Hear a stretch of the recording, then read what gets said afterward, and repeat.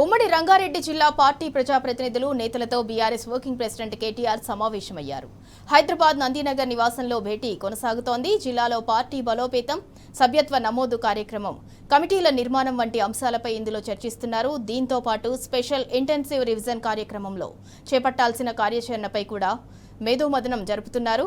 రాష్ట్రంలో కాంగ్రెస్ పార్టీ ప్రభుత్వ వైఫల్యాలను ప్రజల్లో ఎండగట్టాలని నేతలకు కేటీఆర్ సూచించారు. అటు స్థానిక సంస్థల ఎన్నికల్లో మంచి విజయాలు నమోదు చేసిన పార్టీ నాయకులకు అభినందనలు తెలిపారు. రానున్న కార్పొరేషన్ ఎన్నికలకు కూడా సమాయత్తం కావాలని ఉమ్మడి రంగారెడ్డి జిల్లా శ్రేణులకు దిశానిర్దేశం చేశారు.